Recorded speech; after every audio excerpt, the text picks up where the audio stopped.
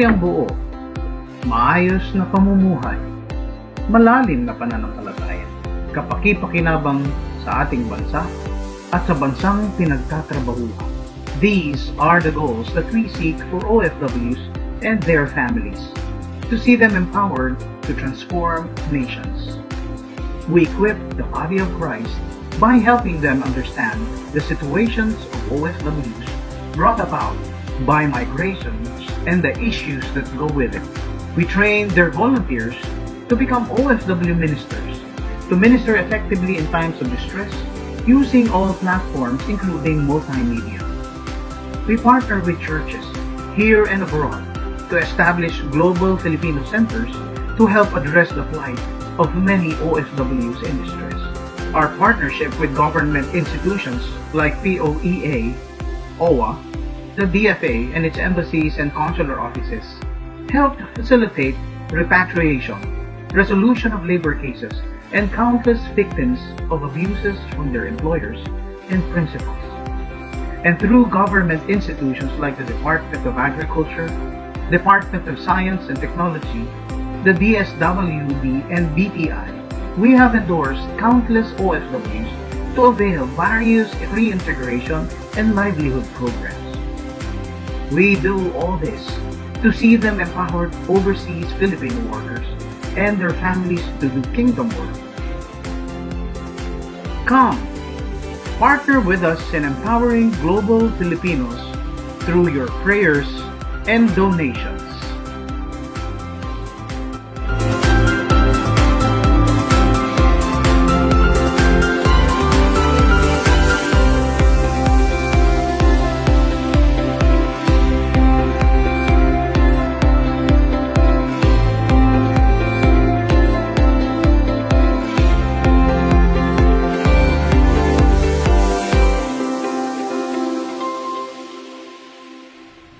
Sa magandang araw sa inyo mga kababayani, ito nga po ang inyong programa On The Move, agarang aksyon ng GFM. At ngayong araw nga pong ito ng January 26, 2024, ito po ang inyong aabangan sa araw na ito. At bago yan, syempre tayo'y nagmamagandang araw sa inyo, magandang morning, good afternoon, good evening sa lahat po ng nanonood ng episode pong ito. At sana po ay samahan nyo ako sa 2 oras na broadcast na ating pong mapapakinggan dito po sa Radyo Guagua 99.9 FM radio station sa pakikipagtulungan sa municipality ng Guagua, Pampanga. Nagpapasalamat po tayo kay Mayor Anthony Joseph Torres sa kanya pong pagtangkilik po sa atin. At syempre, nagpapasalamat din tayo sa ating station manager dyan na si Sir Aldwin Malyari, sa panguna rin ng kanilang mga tech assistants dyan na si J. Romuar at iba pa, kina Nika. Salamat po sa inyong pagsuporta. Ito nga pong programang ito ay mismong ginawa o sinimulan ng The Global Filipino Movement Foundation Incorporated upang maghatid po sa inyo ng makabuluhang programa at pagpapakita ng mga aksyong ginagawa sa mga nagiging issues or problema ng ating mga overseas Filipino workers. 3 to 5 p.m. po yan, ha? Kaya po, samahan niyo po kami at sa amin pong Facebook page ng The Global Filipino Movement.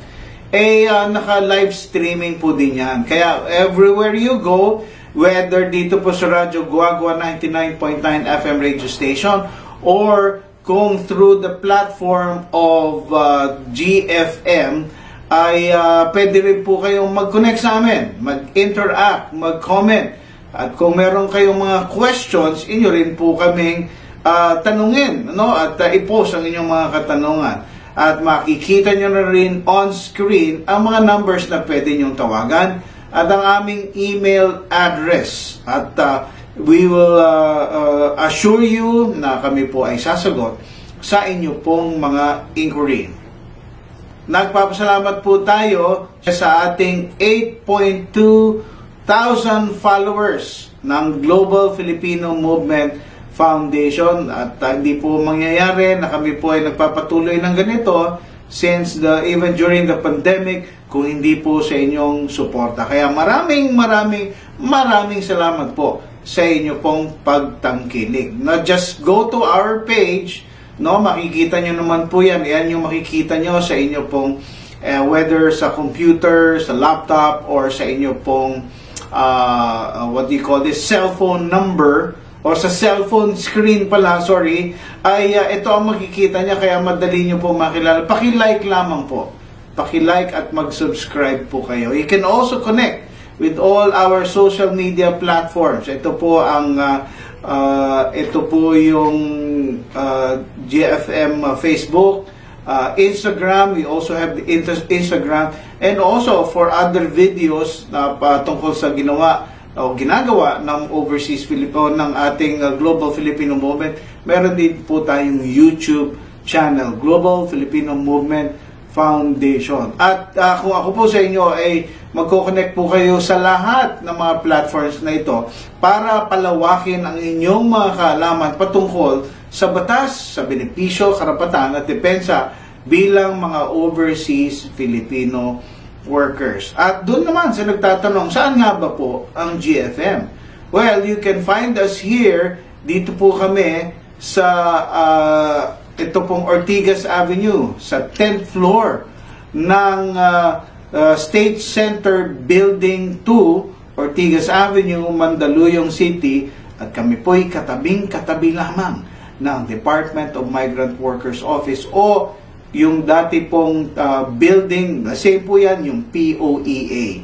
At malolocate nyo po kami sa aming kung kami po i-search ninyo, ay makikita nyo po yung aming pong opisina. Malapit lamang po yan, magko-cross lamang po kayo. Kung galing po kayo ng Robinsons, pwede kayo mag-cross, mabilis lamang po kami mahanap.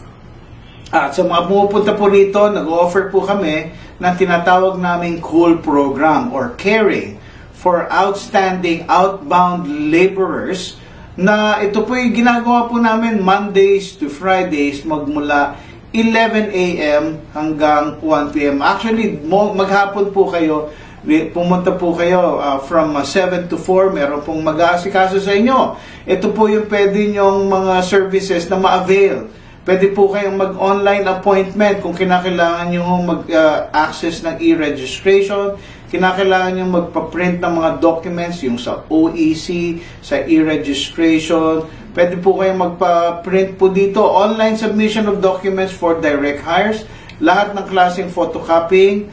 Kung gusto nyo rin pong magtanong ng paralegal services, pwede rin po kami, nag-o-offer po kami niyan. Nagiging sa lahat, kami po ay nag-o-offer ng lunch from 11 to 1 p.m. Libre po ito.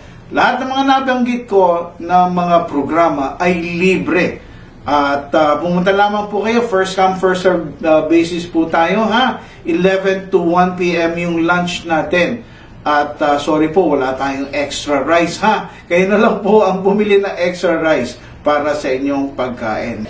Meron tayong ina-announce, calling all OFWs sa NCR. Ulit ko po, calling all OFWs na nakatira sa NCR. Join us! Ang nag-aanyaya po ay ang Department of Science and Technology. Join us in creating OFW technopreneurs through science and technology. Alam niyo po ba na kung kayo po ay OFW at kayo po ay nagnanais na magkaroon ng business involving technology, or kinakailangan mag-provide ng technology, join us in our technopreneurship capacity building para po mag-create ng OFW turned technopreneurs. Ito ay chance po ninyo na kung ang inyong business idea ay mabenta or matanggap ng DOST, meron ho kayong pwedeng eligibility to access the IFWD PH Innovation Fund to start your business. Ito lamang po ang eligibility. Kung kayo ay number 1, kayo ay returning or returned OFW, no, na nagre-reside sa NCR, pwede po kayo.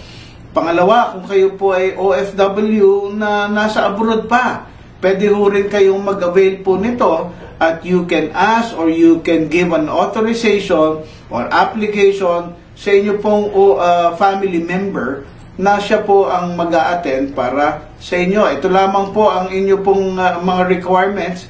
Kinakailangan mag-fill out kayo ng assessment form, copy ng passport or ng OFW family member, certification of status of contract. Ibig sabihin, kung kayo ay nagtatrabaho pa, meron kayong certification galing sa inyong employer. Kung kayo naman po ay returned OFW, pakabalik, kaya certificate of status of contract, a copy of passport, filled out assessment form. Sa iba pa pong mga katanungan, pumunta lamang po kayo dito sa kanilang website at mapapakita po sa inyo ang iba't iba pang mga instruction para makapag-apply po kayo dito. Ayan. At abangan po ninyo dahil sa araw pong ito, tayo ay matutunghayan natin ang istorya ng dalawang OFWs na ating pong nakasalamuha at ating pong bibigyan ng pansin kung ano ang mga naging issues sa kanila. Ang una ay si Presinia Espirito na merong kapatid na sa kasamaang palad po ay nasawi doon po sa ibang bansa. At ang pangalawa naman ay isang OFW na sa kasamaang palad ay nakaranas ng pang-aabuso at siya ay biktima ng rape. Papakita po natin itong dalawang interviews na ito at inyo pong makikita kung paano ang On The Move Agarang Aksyon ay nagbigay ng mga payo at ng mga aksyon upang sila ay tulungan. Kasalukuyan pa po na sila ay tinutulungan o ina-assist ng Global Filipino Movement through our program On The Move Agarang Aksyon at nakasisiguro po kayo na inyo pong makikita at matutunghayan at matututunan ang mga bagay-bagay patungkol sa mga karanasan ng dalawang OFWs na ito. Pagkatapos po ng ating short break.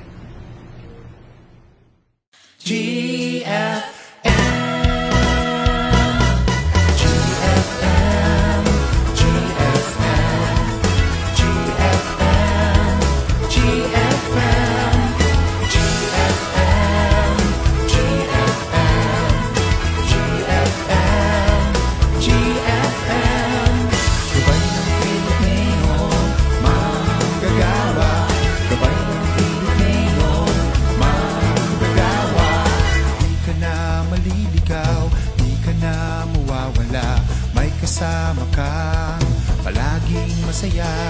Ano man ang problema, matutulungan ka ng GFM, GFM, GFM, GFM, GFM, GFM, GFM, GFM.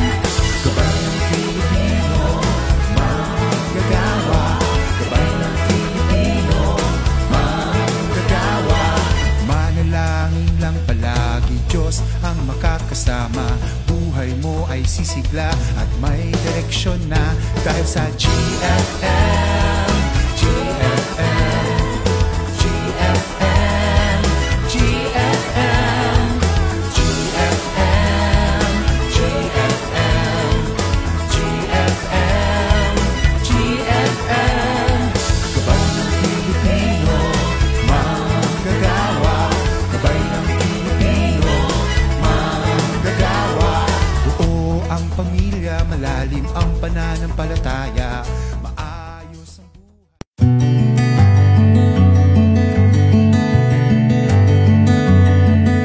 Isang magandang umaga po sa ating mga kapatid at mga kaibigan. Ako po si Pastor Joey Gonzales, pastor po ng Evangelical Church of Rizal sa Lipa City.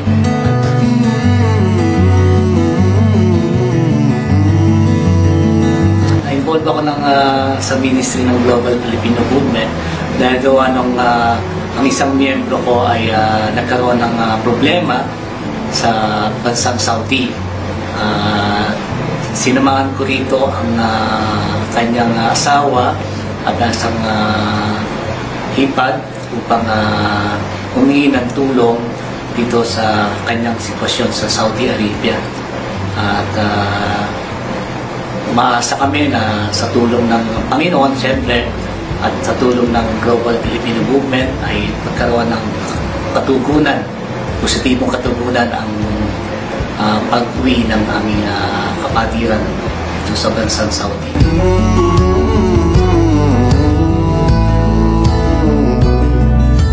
Ang Global Filipino Movement ay talagang isang ministry na malaki na itutulong sa ating mga kababayan, lalo na ng mga kababayan natin ng mga nasa larangan ng domestic helper. Kasi talagang yung mga bagay na ginagawa ng Global Filipino Movement ay pagbibigay ng bagay na imumulat ng kaisipan ng ating mga kababayan kung paano sila dapat maging maganda ang kanilang kalalagayan, maganda maging trato sa kanila, at kung paano sila manilbihan. Kaya naniniwala ako na sa tulong ng Global Filipino Movement at maging ang ating gobyerno ay mabigyan ng magandang kaparaanan at kaayusan ang mga kababayan natin na nagtatrabaho bilang domestic helper, na hindi naman sila magkaroon ng mga karanasan na pwede nilang ikatroma, pwede nilang ika-homesick, kundi bagay na talagang magkaroon sila ng kasiyahan sa kanilang mga pagtatrabaho. Isang kagalakan, isang katuwaan na malaman ko na mayroong ganitong ministry para sa mga kababayan natin, hindi lang sa mga kapatiran na nagtatrabaho sa ibang bansa bilang ganong domestic helper or migrant worker.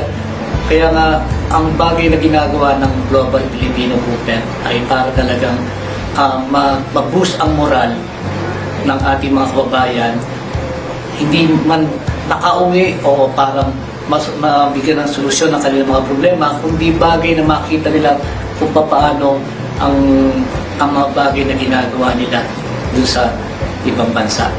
Kaya nga, para din sa mga kapatiran, kung kayo man ay natatrabaho sa ibang bansa, sana ay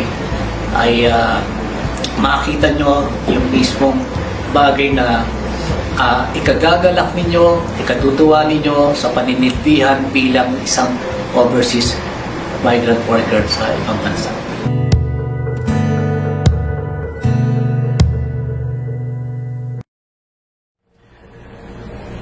Isang magandang hapon po sa inyo mga kababayani, at ito ang programang On the Move, Agarang Aksyon, at kasama natin ngayon si Ma'am Presinia Espiritu, kung saan lumapit siya sa atin even last year pa, at dahil sa kanya pong pag-request ng repatriation. At Ma'am Presinia, ano pong pwede kong tawag sa inyo? Presinia? Presi?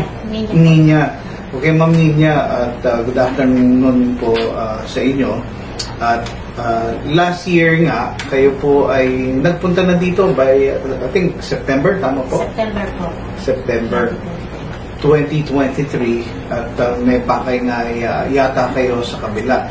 At paano nyo nalaman ang Global Filipino Movement? Pagpunta po namin doon po sa building sa kabila, may nag-assist po sa amin at nagbigay ng stand po para daw sa free food. Okay, dito po yan sa Department of Migrant Workers. Okay. Tama. So, binigyan kayo ng food stamp para sa free meal. So, kaya kayo napunta dito sa GFM. Pero ano po yung, para sa kaalaman lang ng ating mga nanonood, ano po yung pakay nyo sa DMW? Hingi po kami ng tulong para po sa pagpapauwi ng labi ng kapatid ko po na pinatay sa Saudi Arabia po noong September 16. Okay. Now, ito si Sharina Espiritu na nagtrabaho. Ito ba yung first time na OFW? Opo, first time. First time OFW, at kailan siya dumating doon? August po, 2021. 2021. At ang trabaho niya doon ay bilang isang domestic worker. So, sa pagkakaalam ninyo, siya po ba ay pinatay or namatay? Noong una niyong nalaman nito, ano hong binalita sa inyo at sino nagbalita? Tumawag po sa akin na kaibigan niya po ang mga alas 9 ng umaga po dito sa atin. Tinanong po ako kung kailan po siya huling nakausap at anong araw. Sabi ko, magkausap lang kami kaya madaling araw yun eh. Pero magkausap kami ng kagabi ka ako. Kami na madaling araw. Tapos, teka ako, ang nanay ko ay tatanungin ko. Pero wala pa po akong idea na gano'n ang nangyari. So, ang sinasabi nyo, bago ini-report sa inyo na namatay, ay nagkausap pa kayo. Mga ilang oras ang pagitan noon? Sa akin po ay mga 5 hours. 5 hours? Opo, okay. Ang pagitan nun. And then, may nagbalita na sa inyo na anong balita eksakto sinabi sa inyo? Sabi ko, tinanong ko po, bakit anong nangyari? Kinontak ka? Opo, kasi nga po, kilala naman po ako ng mga kaibigan niya, mga kasamahan niya. So, kaibigan, kasamahan ang nag-report sa inyo? Opo. Okay, ano yung mismo sinabi sa inyo? Alam niyo po ba kung ano yung nangyari kay Sarina? Bakit anong nangyari? Wala na po si Sarina. Alam mo, wala na. Sabi ko gano'n, kapag-usap lang ako namin. Sabi, wala na po, patay na po si Sarina. Sabi, paano nangyari patay na kalakas-lakas ako, wala nang kakusap ng batang yan. At kakapag-usap nga lang po namin. At saka, yung sabi niyo, nag-usap kayo, ikaw, si Sarina, tapos may mga pinapakita pa siya mga kasamahan niya doon. Hindi pala, nung time po na huling usap namin na yun, ang kasama niya doon ay yung suspect po. Okay. Kamangkin ng employer niya. Ngayon, may binabanggit tayong suspect. Pero nung unang sinabi sa iyo doon, ay wala pang suspect. Wala pa po. Okay. Sige, ihiwalay lang natin yung yung detalye na nung unang nabanggit sa iyo na wala na daw si Sarina, ay anong sinabi na yung bagang dahilan ng kanyang pagkamatay? Tinanong ko po bakit anong nangyari sa kanya. Oo. Sabi niya, pinatay po niya. Ay, di sila pumatay. So mismong yung nagbalita sa iyo ay sinabi na pinatay siya. Opo. At sino yung sinabing pumatay? Pamangkin po ng employer niya. Pamangkin ng employer. Okay. Sige, anong sumunod na nangyari? Sabi ko, paano nangyari yun? Magkakausap pa kami, nakalive kami sa Facebook. Nung kami magkakausap ng mga ilang oras na nga po yung nakalipas. Sabi niya sa akin, sinakal daw. Sinakal? Opo. Ngayon, babalikan ko lang ha. Sabi mo, magkakausap kayo, kausap mo si Sarina 5 hours ago, at yung mismong suspect, isa sa mga kausap, at mismong kausap mo, ganon. So parang medyo, parang nagtaka ka. At nabigla. Opo. Oo. Pero parang meron bang nagpatunay na siya talaga ang pumatay? Yung sa akin po sa nakarating po sa amin balita, hindi naman po iniwanan ng suspect yung kapatid ko. Sabay silang kinuha ang kapatid ko po ay kinuha ng ambulansya. At yung suspect po ay kinuha ng pulis, ang kapatid ko ay dinala sa morgue, hindi na po dinala sa hospital, kaya po siya ay walang hospital record. Kasi declared dead na siya doon. Yun ayon po sa nakarating. So walang record sa hospital. Wala po. Ang merong record is parang sa morgue na o death certificate ba? Yung ba nung bang inuwi siya, merong siyang papel na death certificate na. Okay. So ngayon, wala kayong balita doon sa employer at saka doon sa suspect? Wala po. Basta yun lang po yung sabi sa akin ng kaibigan niya na sabay silang kinuha, yung suspect kinuha ng mga polis at yung kapatid ko ay kinuha ng ambulansya. Kinuha ng ambulansya. Okay, ngayon mag-fast forward tayo. Nung kayo ay pumunta na dito sa GFM, sinamahan kayo sa ORCC, correct? Ako. Okay. At ano yung naging kumbaga findings ni ORCC doon sa case ng doon sa yung nire-request na repatriation? May record ba sila na nakita kay Sharina, tungkol kay Sharina? Ang nakalagay po lang sa ano ay hindi nga po kasi siya may hangin. Okay, so meron silang record sa ORCC. Siguro po meron kasi po yung galing po yung nakating sa aking record ay galing pa sa Riyadh po. Sa MWO, sa Migrant Workers Office. Okay. Kay Sir na siya pong mahawak doon Ng case. Opo. Oo. Sige, mamaya alamin natin yung pangalan. So sa makatuwid, in coordination, GFM, so sinumahan ka doon, in coordination with ORCC, nakauwi. Kailan nakauwi si Sharina dito? November 6 po. November 6. So so pumunta ka dito ng September, by November 6 na uwi na Opo. yung bangkay. And then doon ko nalaman sa inyo, kanina tinanong kita, pagdating dito, pina-autopsy nyo siya. Opo. Ano yung pakay? Bakit nyo siya pina-autopsy? Kasi hindi po namin maano na siya ay magpapakamatay ng sarili niya. Kasi parang yun ang dating sa amin ng result ng bigte. Nagbigti. Yun ang sinasabi sa inyo? Pero akala ko pinatay siya. Hindi may po, suspect. para lang po kami, wala lang pong sinabi na nagbigte, kundi yun nga po as in. Okay, para lang magkaroon kayo ng assurance na yun talaga, kung ano talaga nangyari kay Sharina. Opo. Okay, so nag-file kayo pagdating, nag-request kayo ng autopsy. Saan kayo nag-request ng autopsy? Nakipag-usap po ako kay Sir Arnel Ignacio.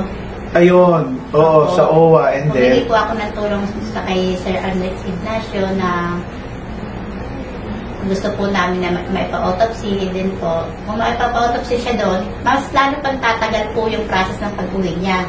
Baka po sa katagalan, hindi na po namin makita yung katawan ng kapatid ko. Kasi baka mag-ano na yung katawan. So dito kaya dito kayo nag-request. At tinulungan naman kayo ni admin. Inano ko naman po kay Sir Arnel Ignacio na wala kaming pera gagastusin sa pagpapa-autopsy sa kanya. Sabi naman ni Sir Arnel ay huwag kang mag-alala, sasagutin ko yan, huwag kayong mag-alala, huwag na kayo problema, ako na ang sasagot sa pagpapa-autopsy sa kapatid mo. Okay.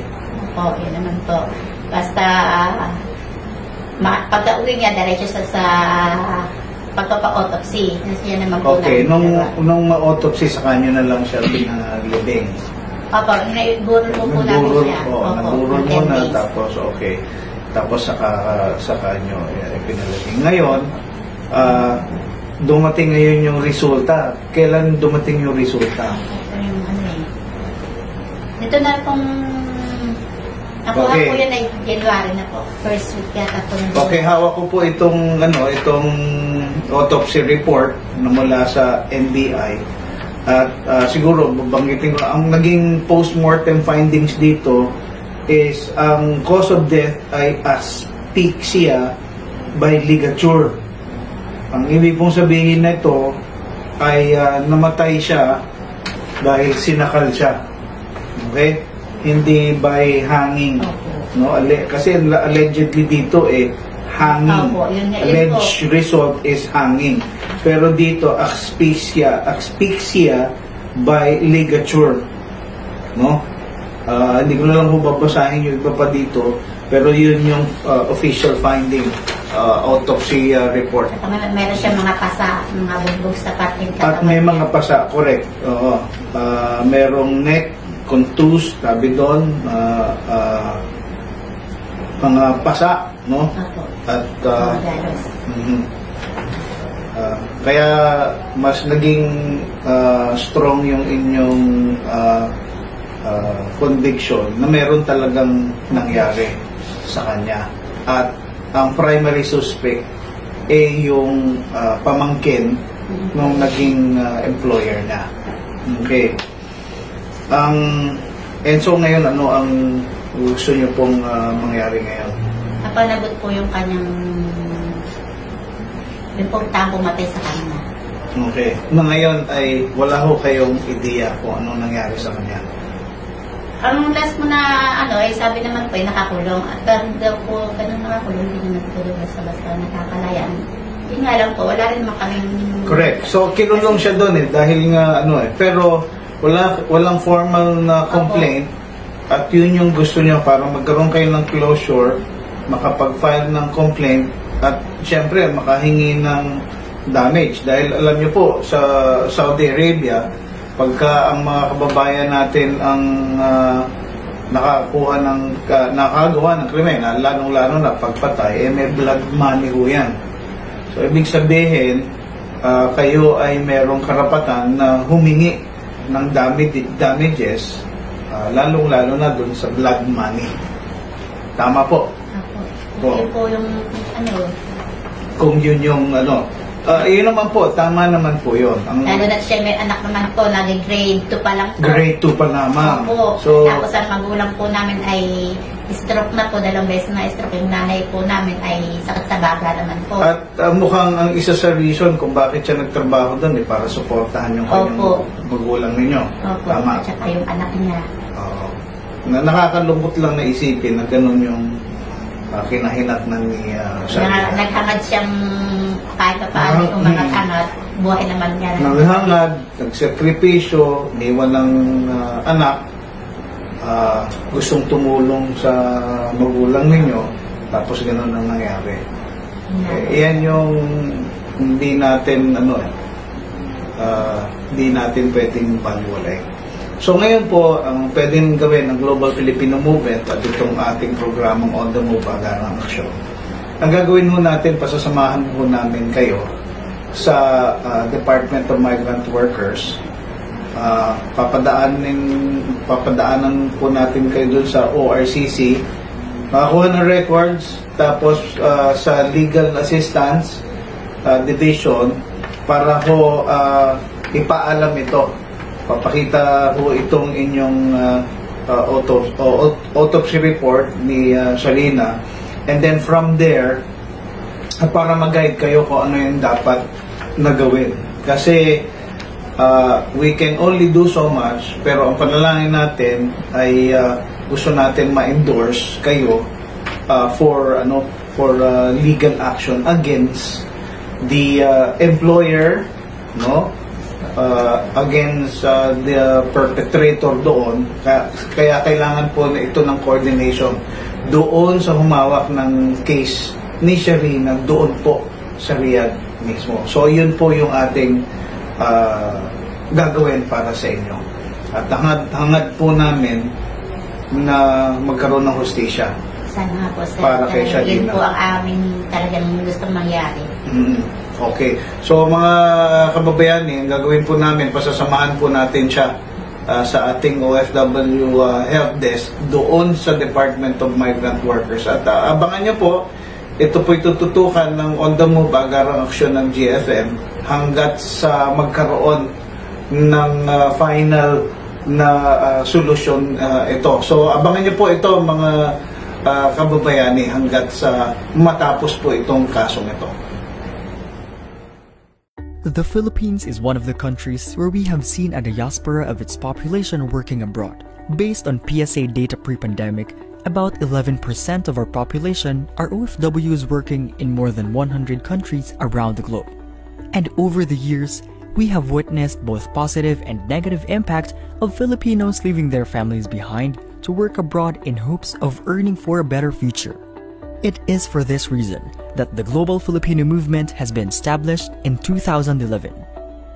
The Global Filipino Movement, or GFM, is a Christian foundation that advocates the needs and welfare of overseas Filipino workers and their families. About 10 million Filipinos are working in 200 countries as overseas Filipino workers. These modern-day heroes render the great sacrifice of leaving their loved ones and face sadness, hardships, dangers, and many other work challenges every day. That's why we established the Global Filipino Movement. GFM envisions empowered OFWs and their families who transform nations with the aspiration for OFWs and migrants to have malalim na pananampalataya, maayos na pamumuhay, pamilyang buo, at maging kapaki-pakinabang sa ating bansa at sa bansang pinaglilingkuran. In its mission to reach and touch more lives with the gospel of Jesus Christ, the Global Filipino Movement will build an OFW center in the metro. OFW is a huge population, including their family, almost 1/3 of the Filipino people. Every month, they remit their income to their family. Consider a large amount to help our international data reserve.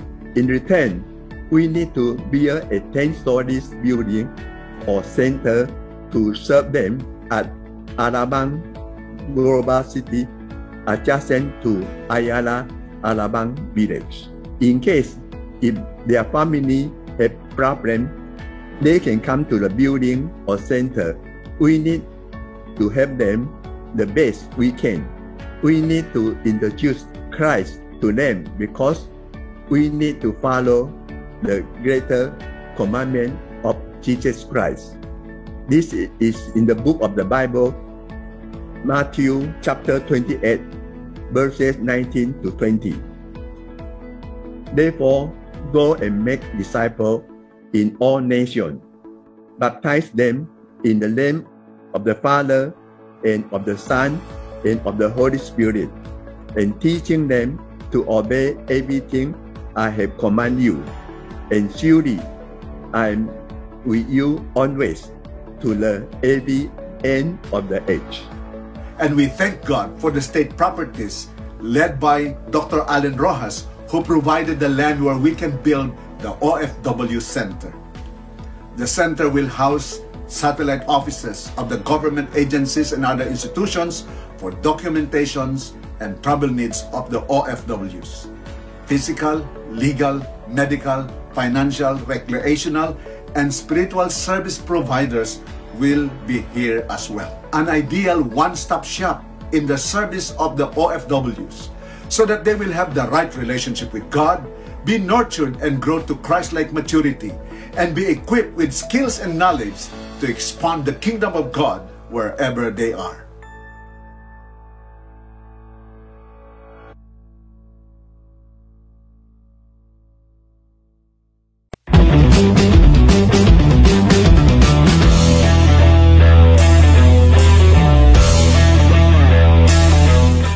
Bata, mag-a-abroad ka ba? Hep, bago ka magdesisyon, panoorin mo muna ito at baka magbago pa ang isip mo. Hindi biro, ang mag-abroad, tinatayang nasa 10 milyong mahigit ang kabuuang bilang ng mga Filipino ang nagtatrabaho abroad. Ikatlo naman tayo sa buong mundo na may pinakamataas na remittance mula sa mga OFWs. Nagtanong-tanong tayo sa ilang mga estudyante kung bakit nais nilang magtrabaho abroad at ito ang ilan sa kanilang mga sagot.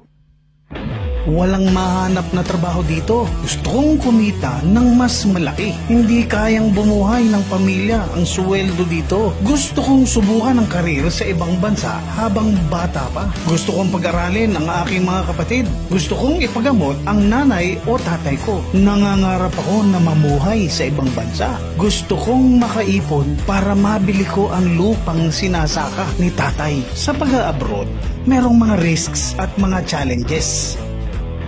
Maraming challenge ang haharapin mo sa pag-abroad. Tulad na lang ng pagkakaiba ng kultura at lingwahe, ibang tradisyon, relihiyon, pagkakaiba sa pananamit. Mayroong lugar na sobrang init, meron din naman sobrang lamig. At huwag ka nang maghahanap ng only rice. Siguradong wala niyan sa lugar na iyong pupuntahan. May video ka ba? Baka wala din. May mga makakatrabaho ka na iba ang ugali at pamamaraan sa pagtatrabaho. Malamang na mas maunlad ang teknolohiyang gamit nila kaysa sa atin. At naku, kapag tumama ang homesick, malayo ka sa mga kapatid mo, sa tatay mo, sa nanay mo, sa mga tropa mo, sa piyesta, sa birthday party, binyagan, galaan at iba pa. At pagka nagkasakit ka, walang mag-aalaga na nanay sa iyo. Magpupunas ng malamig na tubig kapag mataas ang lagnat mo. Magdadala ng pagkain sa kwarto mo. Maghihimas ng masakit mong katawan. Pagka may krisis sa pamilya, asahan mong magiging dependent ang pamilya mo sa perang pinapadala mo. Huwag naman sana na habang nagpapakahirap ka sa pagtatrabaho abroad, iba naman ang tinatrabaho ng asawa mo or girlfriend mo. Naku po, tatang! Pumunta naman tayo sa mga risks. Alam mo bang talamak ang illegal recruitment sa atin? Ayon sa Statista Research Department, noong February 2, 2022, mayroong 1,800 na kaso ng illegal recruitment ang na-record mula January at October ng 2021. Mas mataas ito kesa sa nakaraang taon at patuloy pang tumataas. Ang apat na common targets ng mga recruiter ay mga family providers, mga nag-aambisyon na lumabas ng bansa, at mga estudyante na bagong graduate na katulad mo. Ilan sa mga modus operandi ng mga illegal recruiter na ito ay ang internet scam o blind ads, direct hiring, tourist worker scheme, backdoor point scheme, student worker scheme, at visa assistant or consultancy scheme. Kaya mo ba na harapin ang mga challenges na ito? Financially capable ka ba? May kwalifikasyon ka ba? Handa ka bang iwan ang iyong pamilya para magtrabaho abroad? Kaya kung nagbabalak kang mag-abroad, abay isipin mo muna, alam mo ba ang mga risks at mga challenges ng pag-abroad?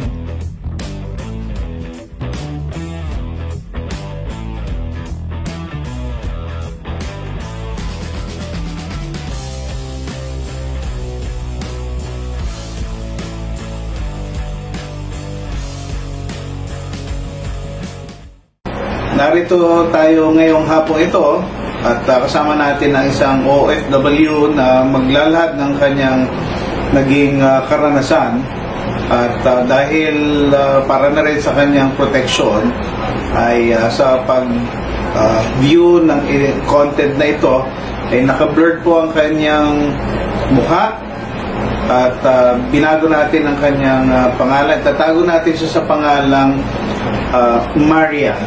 At salamat Marian sa iyong pagpayag na makapanayam ka namin ngayong hapon ito.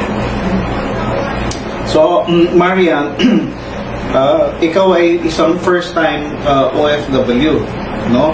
At sabi mo ikaw ay kumbaga nag-work as a domestic worker. Bakit mo naisipan na magtrabaho abroad? Ilang taon ka na ba? 30 years old. 30 years old, bata ka pa. Oo. So, bakit mo na ibigan na magtrabaho abroad? That time po kasi ang mami ko po ay diagnosis ng dialysis. Meron siya kidney failure. May kidney failure na siya. 100% na ba? Opo. So, ibig sabihin, ano na siya? 3 times a week. Opo, almost 9 years na po siya nagda-dialysis. Okay, I see. So, ang pakay mo is makatulong sa expenses. Okay, that's good. Ilan ba kayo magkakapatid? 5 po kami. 5 at ikaw ang panganay? Opo, ako po. Ikaw ang panganay at parang na-burden ka na magtrabaho abroad. Ikaw ba nakatapos ka ba ng pag-aaral, ng college? High school po. High school. And pero prior na ikaw ay nag-abroad, nagtrabaho ka ba before sa iba? Opo, nagtrabaho na po ako dito sa Pilipinas. Marami na rin po ako naging Marami kang naging trabaho. At kaya mo lang naisipan mag-abroad dahil nga doon sa parang pasaning Opo. nagpapagamot ang iyong nanay. Opo. So, ikwento mo, kailan ka unang umalis papuntang Saudi para magtrabaho? Nung May 5 po, umalis po ako. May 5 ng 2022, May 5. At so yun yung pinaka-first na na venture mo as domestic worker. Opo. At so prior to that, ikaw ba yung nagkatulong na? Hindi pa po. Sa ano lang po, doon lang po sa Saudi. Sa Saudi, so ibig sabihin, nag-training ka pa? Ako, nag-training. Training ka, so nag-NC2, TESDA ka. At sa palagay mo naman, kumbaga, nung panahon na yun, handa ka talagang magtrabaho. Opo, dahil po. Okay. At hindi na lang natin babanggitin kung ano yung pangalan ng kanyang agency, no, for her protection. So maayos ka naman na kumbaga pinrocess ng iyong agency para makapunta ka ng Saudi. Okay. So ngayon, nung ikaw ay nakarating na sa Saudi, so ikwento mo nga, ano ba ang nangyari? Actually po kasi nakailang employer po ako sa Saudi. Nakailang employer ka? Kasi hindi mo ubra yung ano ba ang mga naging experience mo? Sa unang employer? Sa unang employer ko po, ano rin po yun, hindi rin po maganda yung naging karanasan ko doon kasi pinaglilinis niya ako sa mga risk, yung halimbawa sa bintana sa mataas. So malaki yung bahay? Opo. So naglilinis ka ng bintana? Opo. Anong floor yun? Sa taas po talaga. As in taas? Hindi, second floor, third floor ba? Third floor po. Third floor? Opo. So kumbaga wala kang protection para hindi ka mahulog? Opo. Okay. Pangalawa, tapos ang siguro kaya ako umalis doon kasi pinaglinis niya na po ako ng kuryente. Nagreklamo na po ako. Anong paglinis ng kuryente? Yung kuryente po doon sa likod nila. Sa likod po nila. Nararamdaman ko na po kuryente na. Kuryente ka. So nagreklamo ka. Pinalam mo ito sa iyong agency. Opo. At sila bang gumawa ng paraan para may lipat ka? Opo. Mga ilang linggo po, pinull-out na po. Pinull-out ka na. So, second na employer, anong nangyari? Sa second employer ko po, hindi rin po naging maganda yung karanasan ko doon. Ano naman ang nangyari sa'yo? Hindi po ako pinapakain na maayos doon. Okay. Tapos nung nagreklamo ako sa kanila, gumawa ako ng paraan para makakain ako ng maayos. Nagalit ko sila sa akin. So, ibig sabihin, dahil hindi ka pinapakain, gumawa ka ng paraan. So, anong nangyari? Kumbaga, nagtago ka ng makakain, gano'n? Nagpa-deliver po ako ng pagkain. Nagpa-deliver? Opo. Okay. Ngayon, doon kami nagkasagutan ng amo. Ano yung amo? Opo. So dahil nagkasagutan na kayo, so, nilipat ka naman ng iba? Hindi pa po. Ano po yun? Kinulong pa po. Kinulong ka pa? Opo. Mga 2 linggo po siguro magtatagin. Doon po ako kinulong sa madaling na lugar. Hindi po talaga ako pinibigyan ng pagkain. Yung mga kasamahan kong Pilipina, inaabutan po. So sila ang gumagawa ng paraan. O, paano ka nakaalis doon sa sitwasyon yun? Ano po, one time po nagkaroon ako ng internet na palawdan ako ng kapatid ko dito sa Pilipinas. Kaya nagkaroon ako ng internet. Kasi pinutulan ako ng wifi ng ko. Talagang ginipit ka. Opo. So nung nakapag-load ka, anong ginawa mo? Kinontak ko po yung agency ko. Sabi ko dito sa Pilipinas? Sa po? Doon sa Saudi? Opo. Okay. Pinull-out po nila. Pinull-out ka. Okay. And then, so ito ay pangatlo na? Ito na po yung pangatlo. So anong nangyayari ngayon? Doon po sa pangatlo, mula po sa probinsya ng Saudi, ibinayahin po ako papuntang Riyadh. Pero saan ka galing? Anong lugar ka sa Saudi before sa Riyadh? Hain po. Okay, from Hail, biniyahe ka by land sa Riyadh. Okay. Yung sumundo, naghatid sa'yo. Yung sumundo sa'yo doon sa Hail, yung naghatid sa'yo sa Riyadh, ay empleyado ng foreign agency. Okay. Yung sumundo po sa akin doon sa Riyadh, kasi po ako lang po mag-isang bumiyahe mula Hail hanggang Riyadh. Okay. Ulitin ko, no? Mag-isa ka nagbiyahe galing Hail papuntang Riyadh. Doon sa pangatlong amo. Okay. Sinundo po ako doon. Sinundo ka dahil Sinundo po ako doon. Doon po ako magtatrabaho. Doon ka na magtatrabaho? Hindi, naguguluhan ako. Nagbiyahe ka magmula Hail sa Riyadh. Tapos sa Riyadh, tinagpo ka nung taga-agency para ihatid doon sa susunod mo. Ayun. Okay. Tama. Okay. Oh. Tapos anong nangyari? Yung personal po na yun po yung sumalbahe sa akin. Yun yung sumalbahe sa'yo.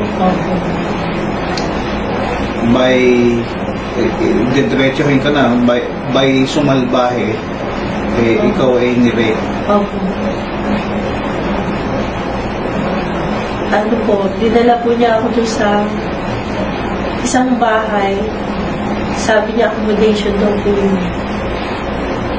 Pagkatapos po, nung doon po kami sa isang bahay, nagulat po ko, walang tao po doon sa bahay. Kami yung dalawa naman.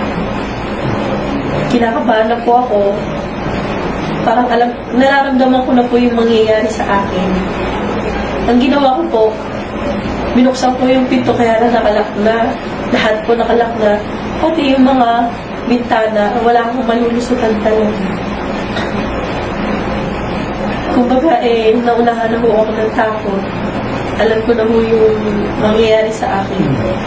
Siguro ang inisip ko na lang noong time na yun makauwi ng buhay. Mag-survive.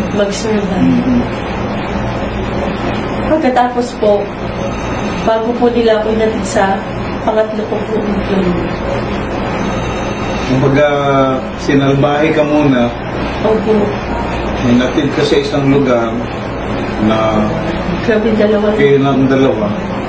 Pagkatapos kang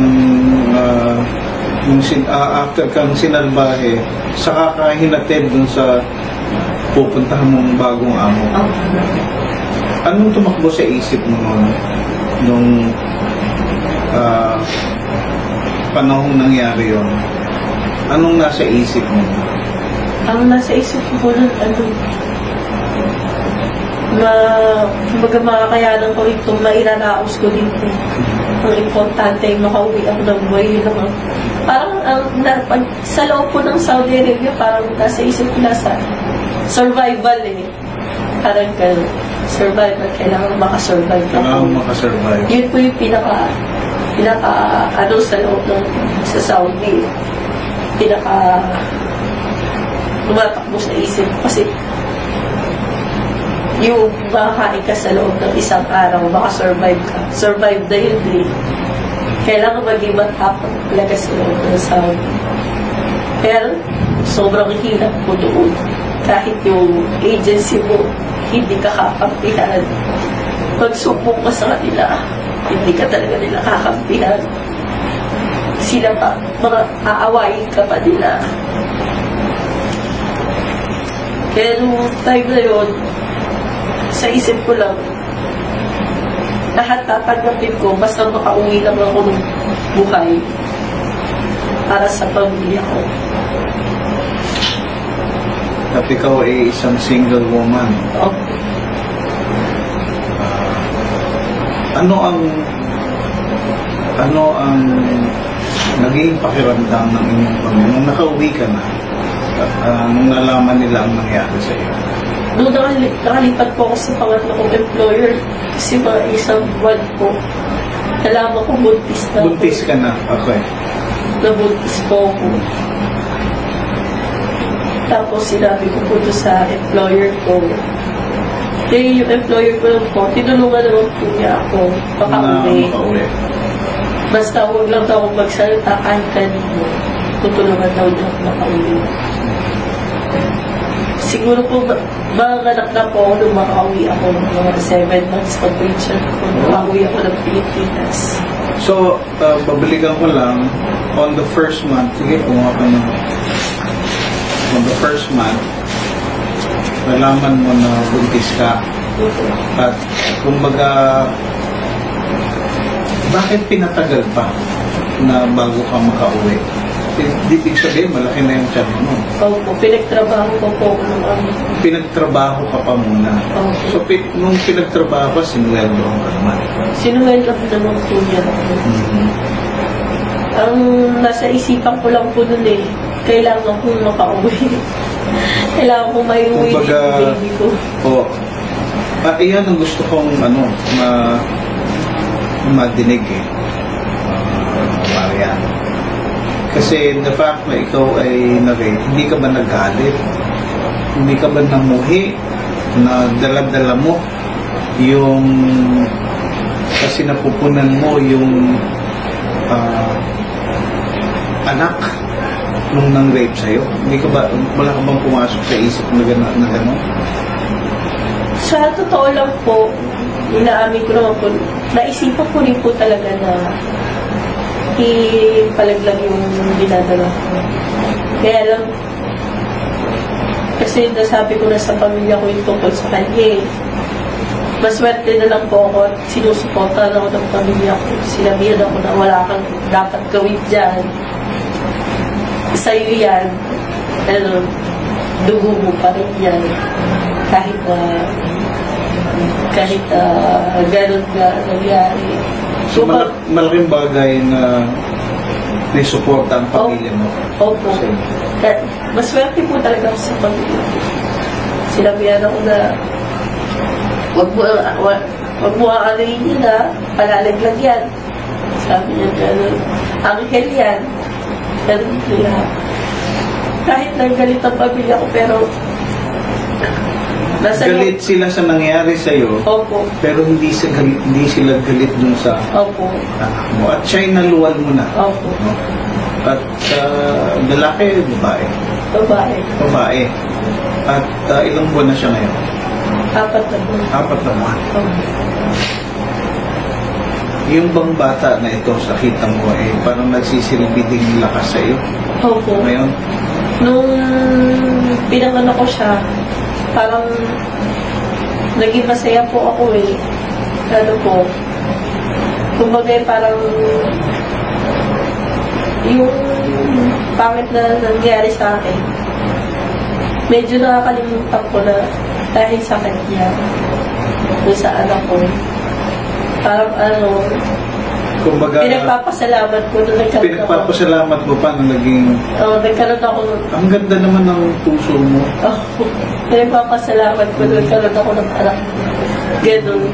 Kumbaga, in spite na sa nangyari sa'yo, at yung mamang yun, na ibang lahi, wala nang communication, tago na sa'yo. Okay. Kumbaga, hindi ka na niya hinarap magmula nung ginawa sa iyo yun. Hindi ko na rin po talaga siya. Kumbaga, hindi ka interesadong, wala kang interest na malaman pa kung nasaan siya. Basta ang alam ko sana nung nag-file ako ng kaso, sana magparusahan siya. So, ibig sabihin, dun, saan ka nag-file ng kaso? Dito o doon sa Saudi? Dito po, sa DMW. Dito sa DMW. So, ngayon nung nakabalik ka na, kailan ka nakabalik? Nung August. August 2023. Okay, so bumalik ka ng 2023 and then kailan ka nanganak? September. Okay, so August, September nanganak ka na. Nanganak na po. And then saka ka nag-file ng reklamo sa DMW? Hindi po, pag-uwi ko po, nag-file. Pagka-uwi mo, nag-file ka na kagad. Opo. Okay. So, siguro doon ko idudugtong saka kababayani yung mga ganitong cases wherein distress na katulad ni Maria needs immediate attention and guidance. Paano mo nalaman ang Global Filipino Movement? Paano nakatulong si Global Filipino Movement sa iyo? Kasi po nung nag-file po ako ng kaso sa DMW, binigyan po nila ako ng ticket para sa free lunch. Okay. Mm-hmm. Ngayon po, nagpunta po ako doon sa ticket na yun. Doon ko po nakilala si Ma'am Pili. Okay. Pagkatapos po, in-interview niya ako. Nagkausap po kami tapos sa kaso ko. Nagdasal po kami. Mm-hmm. Ang laki pong tulong niya sa akin kasi sinusulong po talaga ng GFM yung kaso ko doon sa DMW. Tinutulungan nila ako. Pupunta po kami sa DMW para i-follow up yung tungkol sa kaso ko. So, kumbaga, nung nakilala mo si Ma'am Abby, binigyan ka na niya ng pansin kung saan tinulungan ka niya, sinabihan ka niya kung anong gagawin mo. Okay. At dun nga nagkaroon ka ng decision na mag-file ng complaint. Opo. No? At doon sa agency mo dito, yun yung nakalagay doon na pa-file na ng reklamo. Opo. Ano naman ang naging response nung iyong agency dito nung nalaman niya nag-file ka ng kaso? Agency po dito? Teka, ang finailan ba ng case yung agency dito o yung agency doon sa ibang bansa? Agency po sa ibang bansa. Okay. Tsaka po yung gumawa po sa akin. At saka yung gumawa sa inyo. Okay, medyo bago kasi sa akin ito, no? Anong ginawa ni DMW? Kung ang finailan nila ay yung agency, nag-summons ba sila? Sinulatang in-email ba sila? O nagkaroon ba ng pag-uusap ang DMW between representatives ng foreign agency at saka dito? Meron ka bang nalaman ganung detalye? Wala. Ano po? Sa ngayon po, for reviewing po yung kaso po. For reviewing. So, ibig sabihin, walang sinabi si legal assistance kung nakausap nila o hindi. Kasi sabi mo nga ang finailan yung foreign agency. Opo, tsaka po yung tao po. Tsaka yung tao na hindi naman nila nalocate. Opo. Okay. So currently yan yung Opo. Mm-hmm. So paano sa palagay mo nakatulong si GFM na magmula noon August yun hanggat sa ngayon January 2024 na. Paano maalalay sa iyo si GFM? Pag pupunta po kami sa legal, pupunta po kami ni Ma'am. Sinasamahan ka Opo, katulad po nung good news na nangyari sa akin nung uli, sabi ganun yung agency ko nga po dito sa Pilipinas cancelled na. Opo. Okay. At na po, na sabi, tanggalan na daw ng lisensya. Mm-hmm. Kaya po, yung laking pasasalamat ko, tsaka lumuwag na po yung dibdib ko doon. Yes. Okay, so doon, kaya kanina sabi ko nga bago ito sa pandinig ko, na imbes na ang agency dito, ang kinasuhan yung foreign agency. Pero ang ginawa naman ng Department of Migrant Workers ay kinancel yung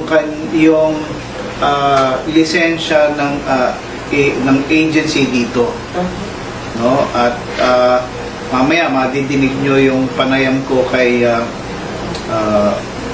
Attorney Cao, former administrator ng POEA, at para may kasagutan siya tungkol dyan. Sige, pagpatuloy natin. So na-cancel na, At ngayon, naghihintay pa tayo ng final outcome. So, ano sa palagay mo yung lesson na natutunan mo dito? I mean, just looking back, ganito yung nangyari sa'yo, tapos ano yung pinakamahalagang natutunan mo dito? Sa nakikita ko sa mga nangyari sa akin, yung pagiging mas matatag yung kahit anong laban sa buhay, kailangan maging matatag. Umpisa pa lang po nung pagpunta ko sa Saudi, hindi pa po yata naabutan ng mami ko yung unang sahod ko. Bumanaw na po siya. Napakasakit po. Napakarami po nangyari, hindi maganda sa akin sa Saudi. Kaya siguro ang pinaka-ano ko lang, kahit anong mangyari sa buhay mo, buhay natin, maging malakas lang tayo. Para dun sa anak ko, naging malakas po ako. Hindi ka naging bitter kahit kailan? Hindi po. Kasi maswerte po ako sa pamilya ko Ang pamilya ko tinigyan naman po ako sa pagmamahal. Kaya po siguro ganun na lang po yung pananaw ko sa buhay. So, imbes na mag-spend ka ng oras na magalit, mag-isip ng kung ano-ano dun sa gumawa sa'yo nito, mas pinili mo pa na magpatuloy sa buhay, mahalin yung bata. At minahal din ang pamilya mo. Lalo na po ng daddy ko, mahal naman yung baby ko. Hindi ko naman po may kakailan ng pag-uwi ko May sumasabi sa akin yung mga nangyari doon. Dinadaan ko sa lides, nabubugdod po ako. Pero pinapasa Diyos ko lang po. Dadasal na lang po na tanggalin yun. Bisan pa nga, binabangot na mga po ako Napapaniginipan mo. Binabangot na po, pero nung pinanganak ko yung baby ko, naging mas masaya po ako. Natutuwa po ako. Tuwa-tuwa po kami ng pamilya ko doon sa anak ko.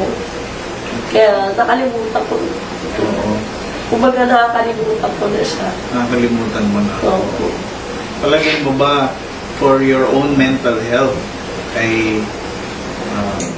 kasi meron namang mga interventions na ginagawa, trauma counseling, debriefing. Nung bang bumalik ka dito, meron bang nag-offer sa'yo na gawin sana yun? May makakausap ka, parang ma-release lang yun? Si GFM po, kinakamusta po ako lagi. Kamusta po kayo? Kinakamusta ko. Kaya minsan pagka nagkakaproblema ko, sinasabi ko rin sa kanila yung problema ko. Kamusta kayo ni baby? Ganyan. Ang feeling ko nga dahil kung una kitang nakilala, parang sabi ko, parang itong si Marian parang close na dito. Lalo na kay Mama Abi. Kay Mama Abi po. And remember nung pagkatapos itong makausap sabi ko, pray kita. Opo. Tapos medyo sabihin ko sa'yo, na-touch nga din ako nung pagkatapos kong mag-pray, yumakap ka pa sa akin. Sabi ko, sweet ng batang to. Nakakagaan po ng loob pag pinag-pray po ako. Nakakagaan po ng loob. Kahit nga po sa cellphone, pagka kinakamusta ako, gumagaan po loob ko lang ng pagka. So, yung nakakatulong yun? Opo. Maibsan yung ano mo? Opo. At, siguro isa na lang, ano yung masasabi mo doon sa mga mag-OFW pa lang, no? Base sa karanasan mo, ano yung dapat nilang gawin, preparasyon, prevention? para hindi nila maranasan yung ganitong karanasan? Siguro masasabi ko po dun sa mga mag-OFW pa, no? Sa totoo lang, hindi lahat maganda ang buhay sa Saudi Arabia. Aminin ko, kadalasan napakahirap po ng buhay doon. Napakahirap po ng buhay ng isang OFW. Lalo na domestic work. Lalo na po yung mga domestic helper. Kumbaga, pag pumunta po kayo sa Saudi, kailangan bukas po yung isip nyo na ang papasukan nyo ay isang survival na kailangan makasurvive kayo. Talagang kung hindi po siya yung pang iniisip natin na makakaano sa buhay. Hindi ito pang sa mahina. Opo. Talagang dapat matatag yung resolve mo na. Opo. Yung papasok po, kailangan matatag po talaga. Kaya napakahirap po ng buhay ng isang OFW. Totoo lang. Tapos ang masama pa niyan kung sakali mo may mabalita ka patungkol sa pamilya mo. Napakahirap. Hindi ka naman basta makakauwi. Opo. Tulad nung nangyari sa iyong nanay. Opo. Hindi ka naman nakauwi kagad. Hindi po pinayagang makauwi. Kaya dun sa mga magbabalak po ng mag-OFW, lalo na sa Middle East, pag-isipan po talagang maigi. Dahil po parang po siyang isang survival. Kailangan makasurvive ka sa pagkain, sa mga kasalamuha mo. Isang tanong lang bago tayo magtapos. Ngayong nailuwal mo na ang iyong baby at nagpo-progress yung kaso mo against doon sa mga gumawa nito, ano ang nilulook forward mo? Ikaw ba magpaplano pa bang lumabas ng bansa para magtrabaho? Anong plano mo sa anak mo? Ano yung future mo? Ano po? Inaamin ko po, parang gusto ko pa rin po talaga na umalis ng bansa, pero hindi na po sa Middle East. Hindi na sa Middle East? Oo. Kasi iniisip ko po yung future ng baby ko. Yung future po talaga niya, iniisip ko yung makakabuti sa kanya.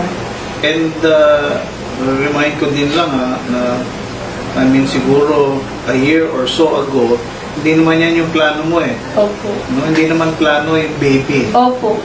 No? Pero ngayon, parang natutuwa ko ang iniisip mo ngayon para sa kapakanan ng baby mo. Kaya nga sabi ko, ang ganda-ganda ng puso mo. At sana dun sa mga makakapanood nito, tularan ninyo ang resilience ni Marian. Hindi ko i-wish na magaya kayo sa kanya experience, pero magaya kayo kung paano niya nilabanan ang galit, ang pubor, kundi ito'y napalitan pa ng magandang outlook. No? Meron siyang anak na hindi naman niya in-expect at bunga ng isang malagim na experience, pero sa aking pagkakadinig, napakaganda ng puso mo at tinanggap mo ng Lord. And I really want to commend you, no, Marian. And the Lord has given you that child. Thank you. And I am sure may maganda siyang plano.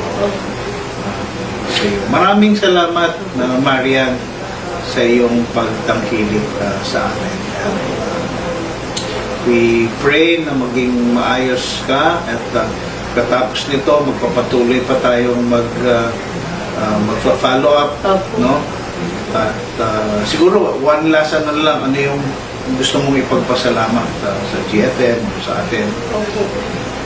Thank you po sa GFM sa suporta po na ginagawa nila sa akin.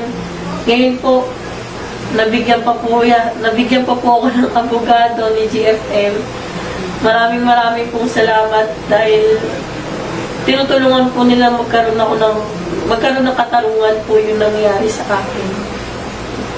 Maraming salamat po talaga. Maraming salamat, Marian, and God bless you. Thank you. God bless you. Kumusta na nga ba ang kalagayan ng ating mga OFWs sa panahon ng pandemya? According to a report presented by DOLE in Congress, as of September 2021, there were about 8,785,188 Filipinos living and working abroad. Of these numbers, 3,387,905 are documented workers.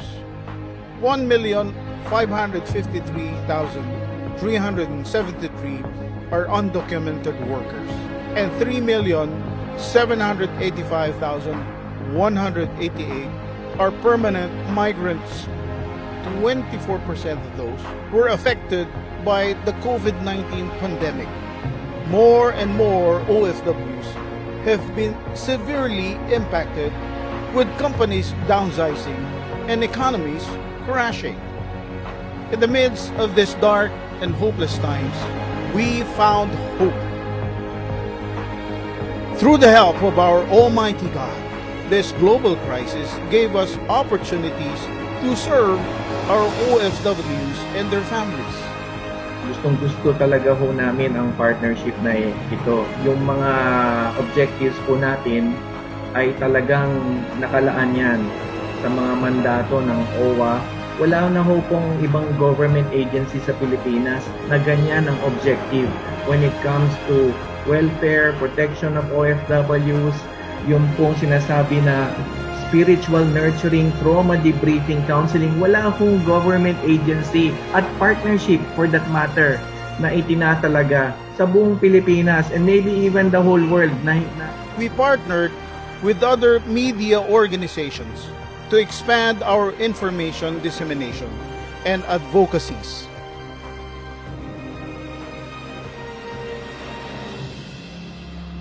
We mobilized our church partners, training them how to minister to OFWs online. We provided relief to OFW families affected by the lockdowns. We aligned with government institutions that protect the interests of OFWs, ensuring that their reintegration and livelihood programs are availed by those who need it. Despite limitations, we continued sharing GFM core values through PIDOS at POEA. We facilitated requests for repatriations.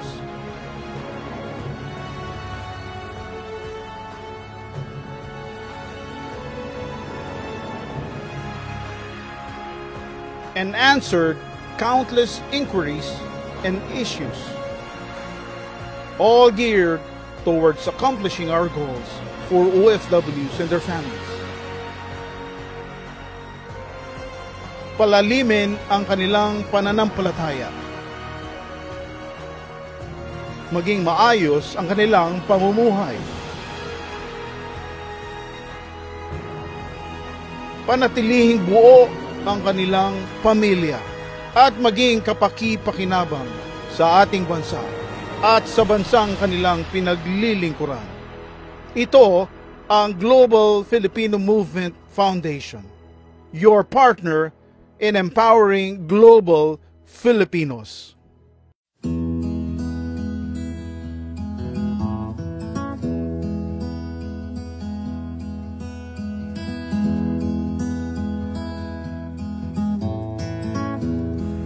Magandang araw po. Ito po si Pastor Joe Biasong ng Global Filipino Movement. Sana namang kwento ng tagumpay ang inyong mapapanood sa oras na ito tungkol sa isang OFW sa Saudi Arabia na na-confined ng 1 year and 6 months na nagangalang Marina de Jesus. At siya po ay napauwi. At ngayong araw po ito ang ating mapapanood ang kanyang kwento. At tayo po ay nagpapasalamat sa collaboration ng GFM at ng ORCC, ang kalolaunch lang na programa ng DMW ay napatunayan nating nagtatrabaho para sa kapakanan ng ating mga overseas Filipino workers.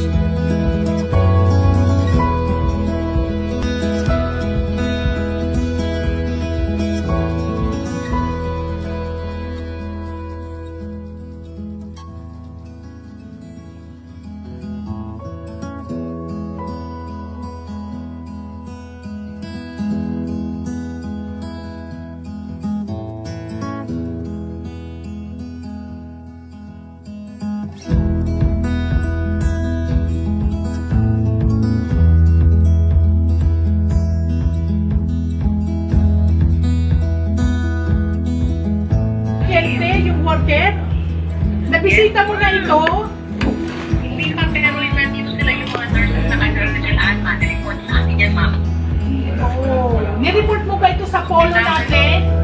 Yes, ma'am. Sino kausap mo? Sabi ni mama, papasok kay James Menjola.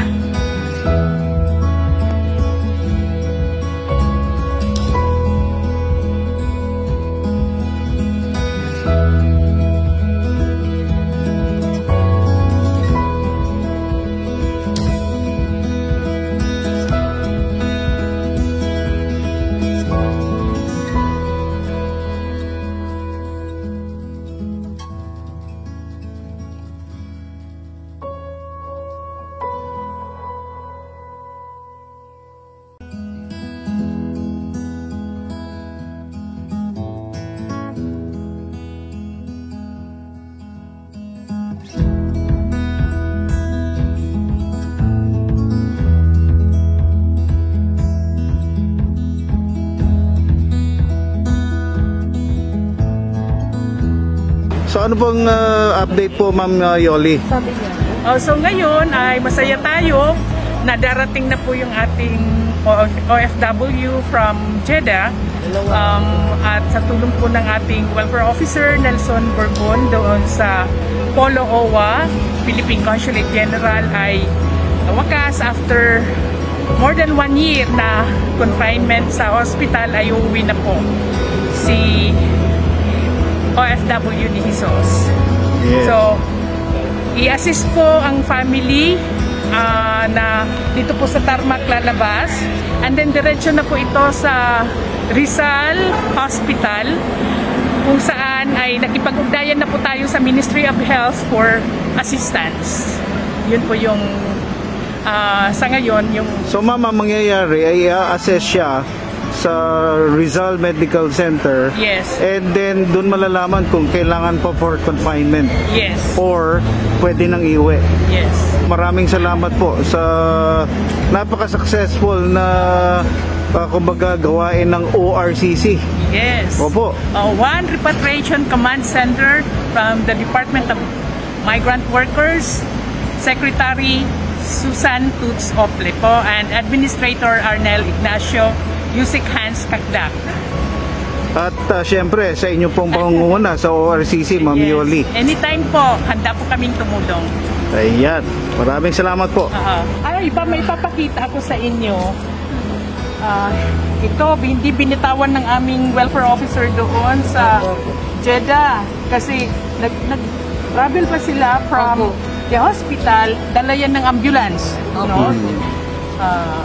Dala yan ng ambulance kasi mas komplikado kung mag-aeroplano sila from Abha City to Jeddah. Medyo ilang seats na naman ang ina-lockdown yan, may proseso, ganyan-ganyan. So finally, ito po. Ito siya sa airport sa Jeddah. Yan po siya. Sa Jeddah Airport, nassist po ng ating Philippine Consulate Polo OWA doon. DMW. Siya, yan na.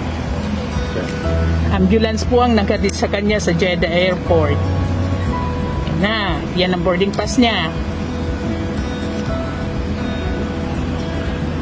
Coordinated din po ito, ma'am, dun sa unang nag-refer sa atin, si Ma'am Amira, ng Magic 6 Radio. Of course, kilala ko si Miss Amira. Regards. Kilala ko yan. Nag-message po siya ngayon sa GC. Actually, kausap namin siya. Ma'am Amira, ikaw pala nag-refer nito sa amin. So, kilala ko si Miss Amira. Ayan, batiin niyo po. Nasa... Siya po ang dahilan. Kumusta, Miss Amira? Miss na kita. Bakit ko po?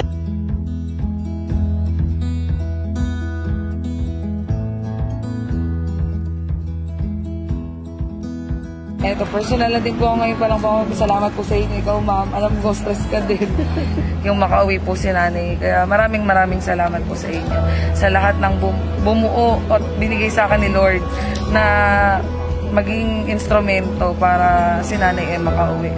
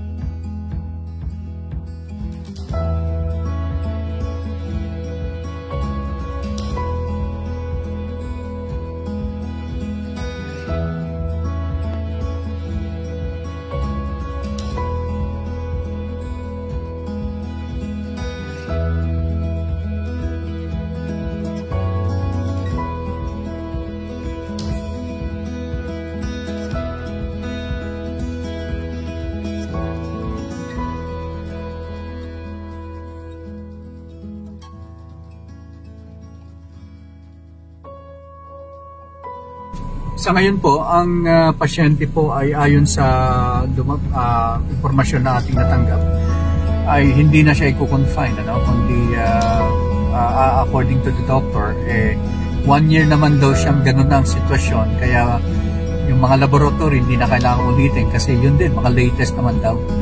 Kaya ang gagawin, i-discharge na nila ng doctor. Nais lang yung mga clearance certification para mapauwi. At ang ambulance na ito, yung CMED, pinag-usapan na rin ng pamilya at saka ng OWA na ipapadiretso papunta mismo sa sa bahay mismo sa Bulacan.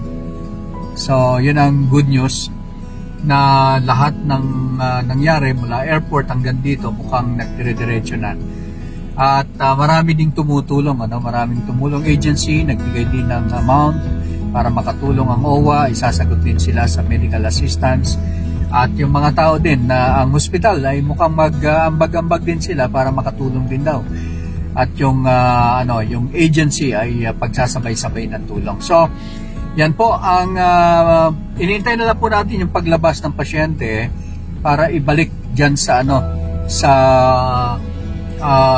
ambulance at isakay para dalhin sa Bulacan. Ang ating oras na po, mga kababayan, 4:04 ng madaling araw. Actually, umaga na po, dahil ito yung, kumbaga, ito yung oras din ng pagpasok na natin sa trabaho. So, magandang araw po, isang matagumpay na namang lilingkod ng GFM, ang GFM Media sa pamamagitan ng pag-alalay dito sa pamilya ni Ria Tayag at ang kanyang asawa at ang OWA na nakasama natin. Maraming salamat kay Ma'am Yoli at mga kasamahan niya sa OWA. Thank you very much.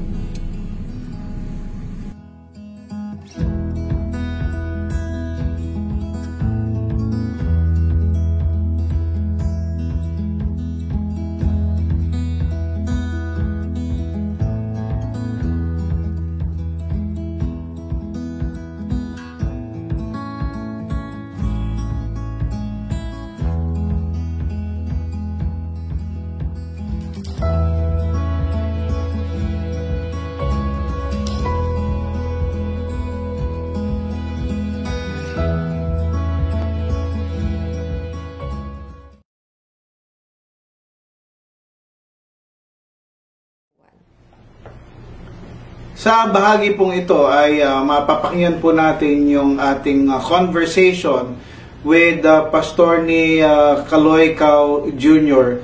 na siya naming kinonsulta tungkol sa case ni Marian. At pakinggan nyo po ito at ito yung aming naging conversation.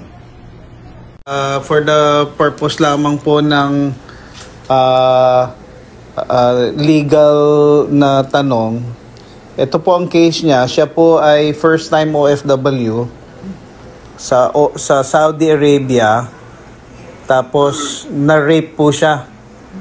Personnel ng agency. Ngayon foreign agency. And so ngayon nakauwi naman yes po. Arabo, no? Arabo po. Ngayon nakauwi na naman po siya dito and nag-file siya ng complaint. Ngayon supposedly, ang sabi nung amo niya ay babayaran daw siya as kumbaga settlement ng 3,000 reals per month for 2 years. Pero ang ginagawa ni employer niya, yung kanyang madam, kumbaga sinisingil siya doon sa pagpapauwi sa kanya dito. So parang may scam eh. Parang ino-offset. Opo, ino-offset. Ngayon naman, ang agency dito, which is cancelled already, attorney. Very celebrated po itong binerify po sa DMW website ay cancelled na. At ngayon, ongoing naman at sabi malakas yung case niya at so naka-file yan dito sa DMW. Ngayon po, ang pinakatanong ko ay meron ho ba siyang, kahit na-cancelled na meron ho bang chance na siya pa'y makapag-money claim? Oo, kasi may winding up period naman ang company eh. Yes. Winding up period. If this is still within the winding up period, kailan po kaya Pastor, kailan kaya na-cancel yung license niya? Upon checking January 10, 2024. So, ibig sabihin, ito lang. Bago lang po. Pwede pa yan kasi may winding up period. Under the corporation code, 2 years at least yung winding up period. During the winding up period, the claims can still be filed against the company that has at saka cancellation lang naman, hindi naman ibig sabihin dissolve na yung company. Okay. So cancelled yung operate, cancelled yung authority or license to recruit, pero this is still a subsisting company or corporation. So, pwede pa naman. Okay. So, Yun lang. May escrow pa yan eh. Naka-escrow, correct. Correct po. Oo. At kaya ko po kayo tinawagan, gusto ko lang pong ma-assure itong ating OFW na madinig from a legal expert yung sagot na yon. So, ibig sabihin, tama yung sinasabi natin kanina. At, pwede pa naman. Opo. At, so, yun, currently, tinutulungan po natin ito. Hindi pa naman ho nag-ask ng abogado, but later on, surely. Opo. So, tutulungan po natin. Iyan. Okay. Naku, maraming salamat, Attorney Cao. At usual way of doing things, paggawain ng anong salaysay niya, yung step-by-step chronological narration of the facts. Siyempre, yung mga documentary requirements, correct. Copy ng contract. Yes. Nandyan yung kasing rape, may evidence rin ang positive yan eh. Dapat may evidence. Opo. Evidence. Gagawin ko po yan. In fact, ang pinaka-evidence pinanganak na niya yung bata She kept the child. Kumusta po buhay naman yung bata? The child is alive up to now?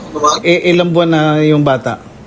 4 months na daw, Pastorny. Pregnancy o batang nailuwal na, naipanganak na? Nailuwal na po. Nailuwal na po. Okay. Nasaan? Kasama niya umuwi. Kasama niya umuwi. Dito mo na ipinanganak? Dito na niya ipinanganak. Tapos mukhang Arabo. Mukhang Arabo yung bata. Oo, mukhang Arabo. Mukhang Arabo. Ay, that's the the evidence po yan. Yes, yes. Make use of that. So yun po, paano ba yan? Yung kontrata ba niya natapos niya o was he unjustly terminated? Hindi na po natapos yung kanyang kontrata. Dahil parang empleyado ito ng agency no? Empleyado ng foreign agency. Hindi siya kasambahay. Kasambahay po siya, pero ang nang-rape sa kanya ay yung personnel ng foreign agency na ngayon hindi na makita. Okay. Ngayon, yung contract niya as kasambahay with the foreign employer, natapos ba niya o hindi? It was unjustly terminated? Hindi po niya natapos because of what happened to her. Yun, sige. Pwede natin i-claim ng unexpired portion. Yes. I agree. I agree po. Kung nyo lang po magawa ng narration, Opo. Tapos assemble the evidences, we will try. Yes, okay po. At I will do that on our side. At least nadinig niya, nandito siya ngayon. At least that has assured her and her family na at maganda, ang mabuti naman dito, Pastor, maganda yung suporta ng family. At tinutulungan na lang natin. Tsaka 4 na buwan na yung bata Kaya. Opo, maraming salamat, Pastorny. At I will just brief you later on sa pagtulong sa kanya. Ano po? Okay. Sige, Pastor, salamat din. Maraming salamat po. Maraming salamat po.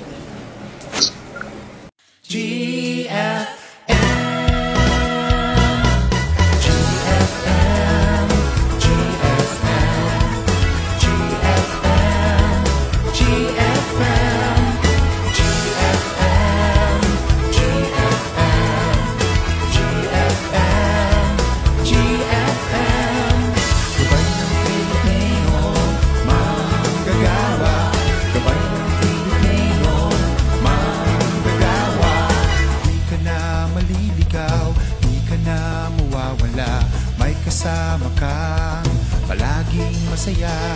Anuman ang problema, matutulungan ka ng GFM. GFM, GFM, GFM, GFM, GFM, GFM, GFM.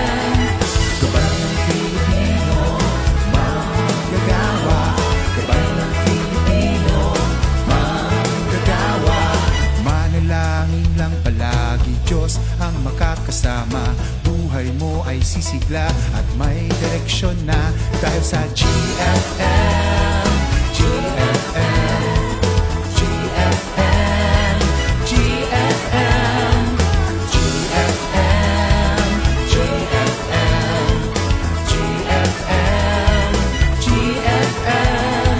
Gabay ng Pilipino, manggagawa. Gabay ng Pilipino, manggagawa. Buo ang pamilya, malalim ang pananampalataya. Maayos ang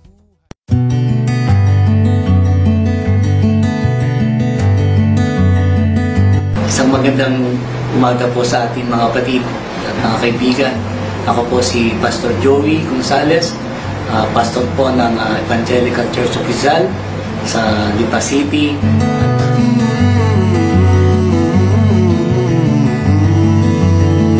Na-involve ako sa ministry ng Global Filipino Movement dahil gawa ng ang isang miyembro ko ay nagkaroon ng problema sa bansang Saudi. Sinamahan ko rito ang kanyang asawa at isang hipag upang humingi ng tulong dito sa kanyang sitwasyon sa Saudi Arabia. At umaasa kami na sa tulong ng Panginoon, siyempre, at sa tulong ng Global Filipino Movement ay magkaroon ng katugunan, positibong katugunan ang pag-uwi ng aming kapatiran dito sa bansang Saudi.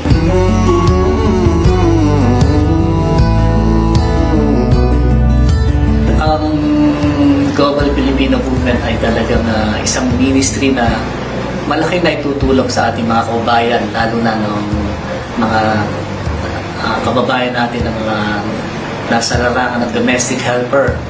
Kasi talagang yung mga bagay na ginagawa ng Global Filipino Movement ay pagbibigay ng bagay na imumulat ng kaisipan ng ating mga kababayan kung paano sila dapat maging maganda ang kanilang kalalagayan, maganda maging trato sa kanila, at kung paano sila manilbihan.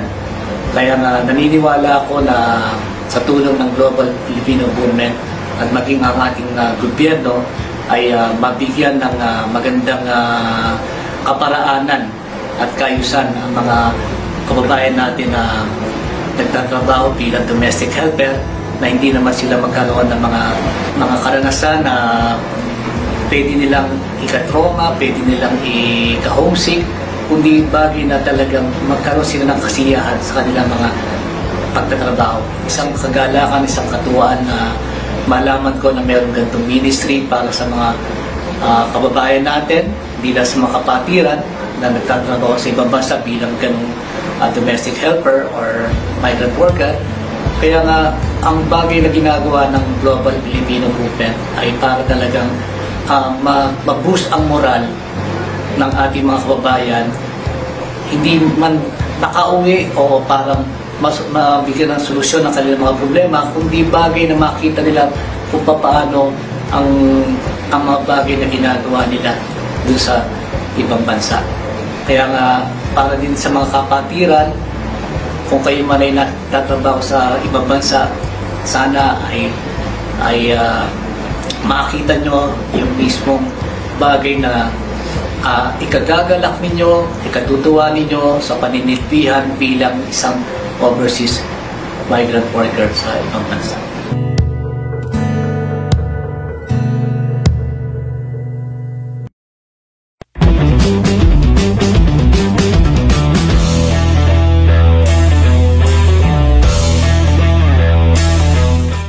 Bata, mag-a-abroad ka ba?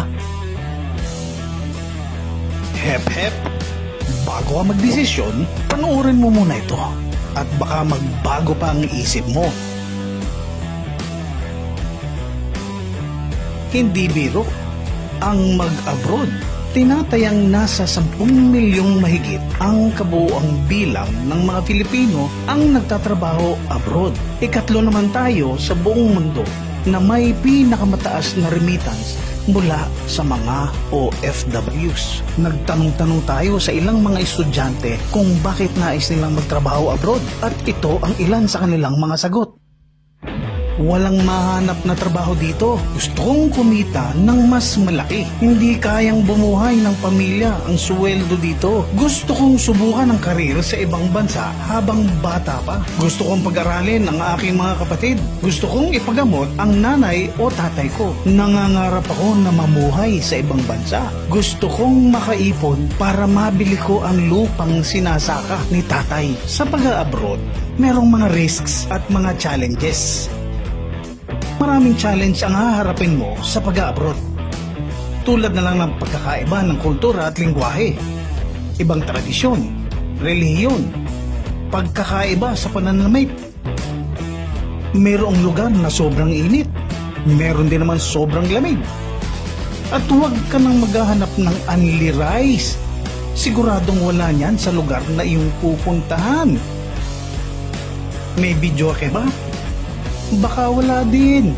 May mga makakatrabaho ka na iba ang ugali at pamamaraan sa pagtatrabaho. Malamang na mas maunlad ang teknolohiyang gamit nila kaysa sa atin. At naku, kapag tumama ang homesick, malayo ka sa mga kapatid mo, sa tatay mo, sa nanay mo, sa mga tropa mo, sa piyesta, sa birthday party, binyagan, galaan at iba pa. At pagka nagkasakit ka, walang mag-aalaga na nanay sa iyo. Magpupunas ng malamig na tubig kapag mataas ang lagnat mo. Magdadala ng pagkain sa kwarto mo. Maghihimas ng masakit mong katawan. Pagka may krisis sa pamilya, asahan mong magiging dependent ang pamilya mo sa perang pinapadala mo. Huwag naman sana na habang nagpapakahirap ka sa pagtatrabaho abroad, iba naman ang tinatrabaho ng asawa mo or girlfriend mo. Naku po, tatang! Pumunta naman tayo sa mga risks. Alam mo bang talamak ang illegal recruitment sa atin? Ayon sa Statista Research Department, noong February 2, 2022, mayroong 1,800 na kaso ng illegal recruitment ang na-record mula January at October ng 2021. Mas mataas ito kesa sa nakaraang taon at patuloy pang tumataas. Ang apat na common targets ng mga recruiter ay mga family providers, mga nag-aambisyon na lumabas ng bansa, at mga estudyante na bagong graduate na katulad mo. Ilan sa mga modus operandi ng mga illegal recruiter na ito ay ang internet scam o blind ads, direct hiring, tourist worker scheme, backdoor point scheme, student worker scheme, at visa assistant or consultancy scheme. Kaya mo ba naharapin ang mga challenges na ito? Financially capable ka ba? May kwalifikasyon ka ba? Handa ka bang iwan ang iyong pamilya para magtrabaho abroad? Kaya kung nagbabalak kang mag-abroad, abay isipin mo muna, alam mo ba ang mga risks at mga challenges ng pag-abroad?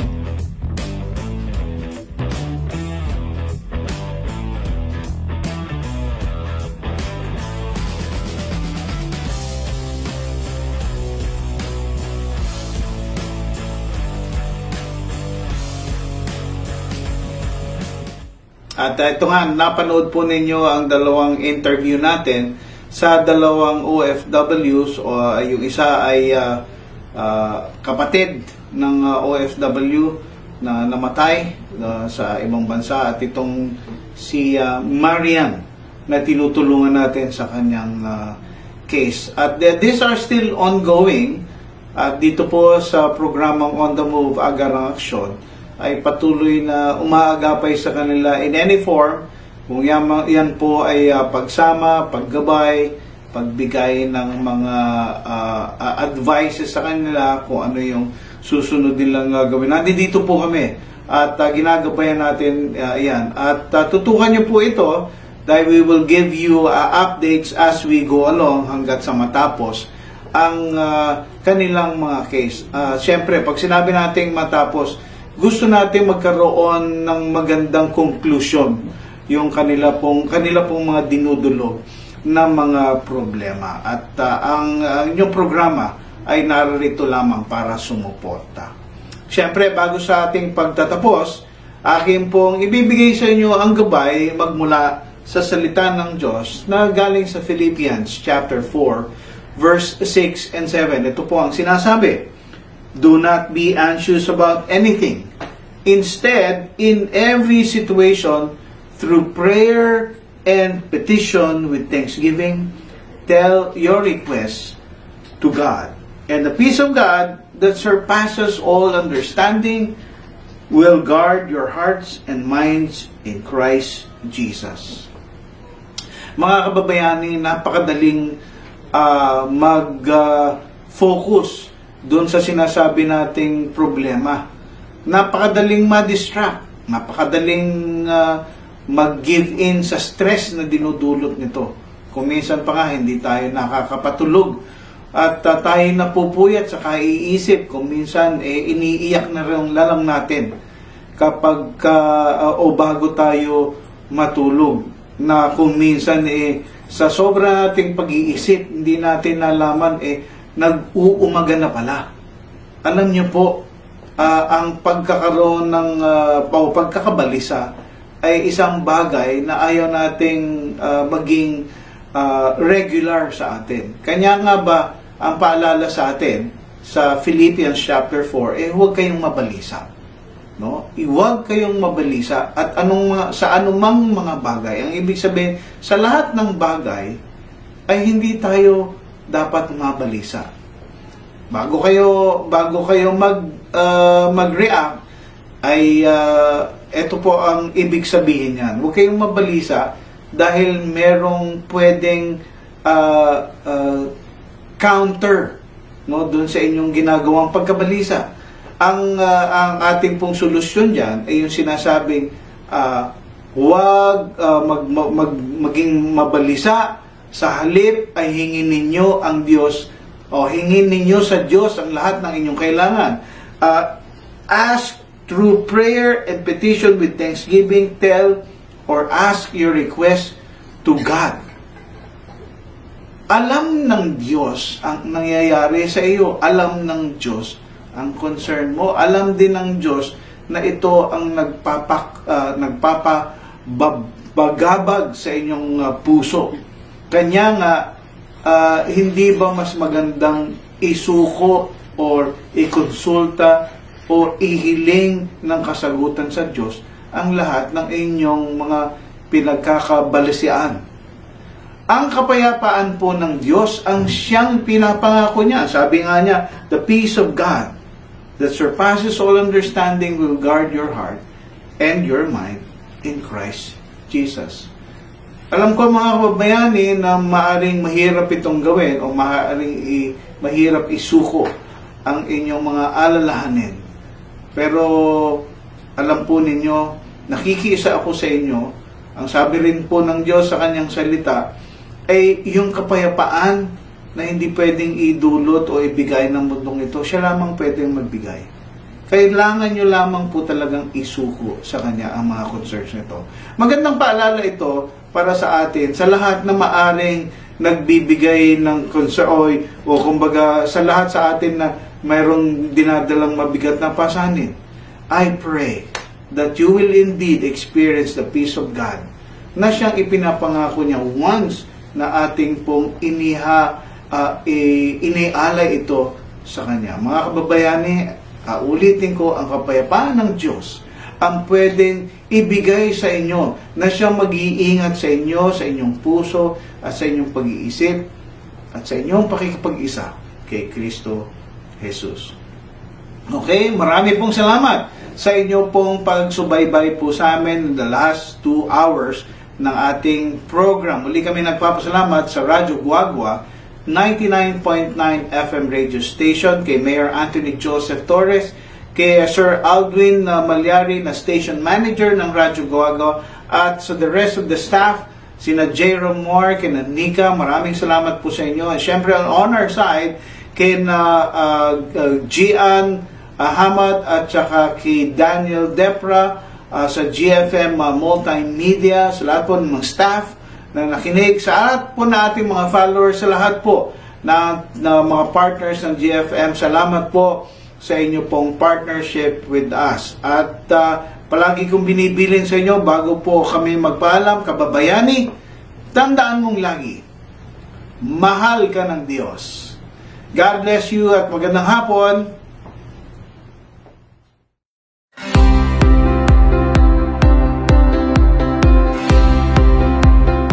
Pamilyang buo, maayos na pamumuhay, malalim na pananampalataya, kapaki-pakinabang sa ating bansa at sa bansang pinagtatrabahuhan. These are the goals that we seek for OFWs and their families, to see them empowered to transform nations. We equip the body of Christ by helping them understand the situations of OFWs brought about by migrations and the issues that go with it. We train their volunteers to become OFW ministers, to minister effectively in times of distress using all platforms including multimedia. We partner with churches here and abroad to establish global Filipino centers to help address the plight of many OFWs in distress. Our partnership with government institutions like POEA, OWA, the DFA and its embassies and consular offices helped facilitate repatriation, resolution of labor cases, and countless victims of abuses from their employers and principals. And through government institutions like the Department of Agriculture, Department of Science and Technology, the DSWD, and BPI, we have endorsed countless OFWs to avail various reintegration and livelihood programs. We do all this to see them empowered overseas Filipino workers and their families to do kingdom work. Come, partner with us in empowering global Filipinos through your prayers and donations.